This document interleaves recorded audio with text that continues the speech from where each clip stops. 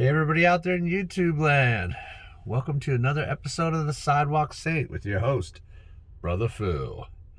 I got my new phone here. This is my first video with my new phone with 8K. Everyone says filming 4K, 5K. I don't know about 6K, but anyways, I got 8K. So yeah, my first new phone in, I'd say 4 years. Anyways, back to the subject at hand. This is a very important subject. How to deal with your children and their anger and the difficulties with them. So it's very important to start out by understanding one thing. Your child wants attention, and they'll get it any way they can. And a lot of families, the children get attention through your anger and your disgruntledness with them and you yelling at them. And people may not see that, but I see it in just about every family. It's pretty much almost 100%, I'm sure. And so how do you deal with that?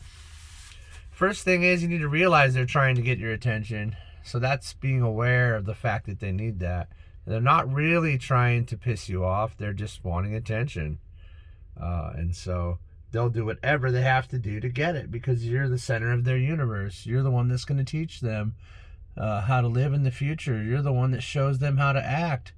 You are the center of their existence. And only through patience and understanding and awareness of that's what they're after can you begin to solve their problem. And I say this as in you're solving their problem through you solving your problem.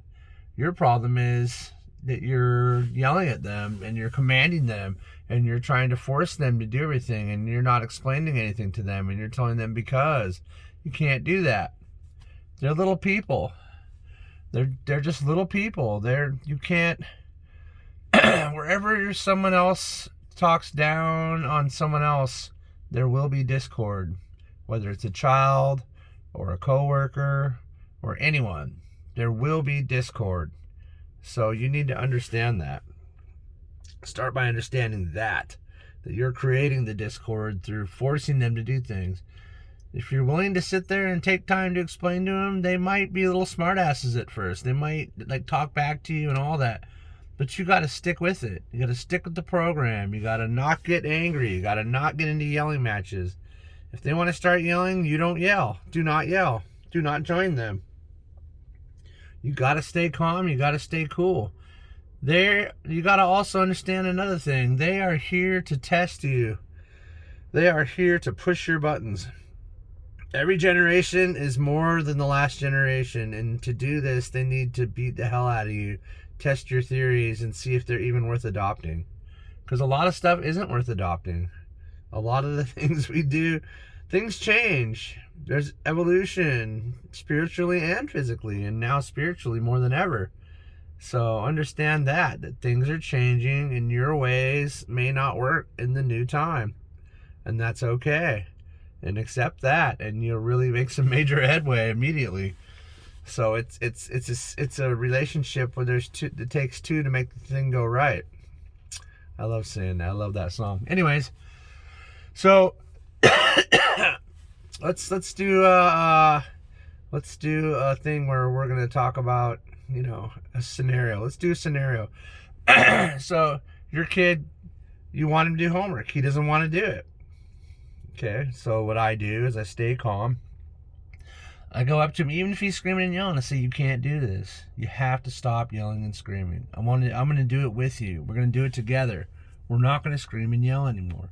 And when I go up to them and I look them in the eye consciously, not angrily, and I just say, look, you got to do your homework, dude. Come on, just come with me. You're talking to them on their level, and you're not down talking them. You're not forcing them to do anything. You're being compassionate. You're being there. Even if they're still yelling at you, you can't drag them by their hand. You can't go that far with it, but you grab their hand and say, come on, just do it real quick. It'll be really easy. Just say, don't lie to them, but say what you got to say. Say, come on, just come with me. Let's just go. Come on, we're going to do the homework. And everybody in the frickin' America is going through this right now with internet school. with online school. It's just like, what the hell? These kids don't want to sit in a chair for 8 hours. And then now the schools, and I hate to complain, but now the schools are adding at least 5 hours worth of homework to these kids' lives on top of that. In other words, they have no life, which is very difficult. I just wanted to say that real quick because I know everyone that's hearing that is definitely agreeing with me. So what I like to do is have my kid just do the homework in between the off times. They get a lot of breaks, which is really great because we can whittle down the time that they have to be doing schoolwork and homework. And sometimes you have to sit with them and coach them through it. But you'll find after a while they'll just get good to the program and they'll start to just do it. And you'll even see them do it on their own if you stick with what I'm talking about. So anyways, yeah, you want to be there. You want to just convince them to get into the room and just sit them down and say, come on, we can do this. You got to say, hey, man, this is what people do. You have to learn to live in this world in a good way. Say, do you want to be, do you want to have a lot of money and nice things, or do you want to be poor and sad? Right? So, I mean, you can be happy if you're poor, but you get what I'm saying. You get the basic tenet. Say, do you like having these nice things? I had to go to school to create all these nice things for you, to buy you that, to be able to afford to buy you McDonald's meals and burgers and fries and ice cream and candy and all the shit they love. And I'm not trying to say that I'm into buying fast food, but they love that crap. So anyways, explain to them. Be willing to explain it to them. It might take some time. You really got to be patient, and you cannot get angry. Because once you guys are yelling, you're not talking to each other anymore. You're talking to the emotion. The emotion takes you over, and nothing comes of it other than anger and fighting. And if that's how you teach them to be, that's how they're going to be through their whole life. So you're going to make a change through this too. This is good for the both of you. You gotta remember to witness it, see what's happening, understand that he's trying to he or she is trying to make you angry. They want to get your full attention for as long as possible, whether it be through fighting or whether it be through hugging and loving. Okay? So get that and remember it and think about it while you're interacting with them. That is what's happening. And when you do that, you have all of the cards in your hand. It's like starting a chess match and having won the second you move your first piece, because you are aware of the entire chessboard and you already have the winning hand in your cards. It's freaking amazing. It'll blow your mind. You can apply this to everything and every day, everywhere you go with everyone, and it will absolutely morph your life into so much more of what you really want it to be, and so much more happy and so much more peaceful. So remember, they're your little man or woman, and you got to come out on a level with them and just talk to them and just patience. And you might say, I don't have time, I got to go to work, blah blah blah. But you know what? Even the smallest amount of that will begin the seeds and the roots of the flowers of peacefulness and a different kind of child. You've got to do it. What could be more noble the cause than to help your child to have a great, happy future instead of a yelling and angry future? What could be more important, right? Nothing. Nothing's more important than that. Not money, not nothing. That's what's up. You are only worth the quality of the progeny you create. I like to say that. I always thought that. So anyways, yeah. Be aware. They want attention.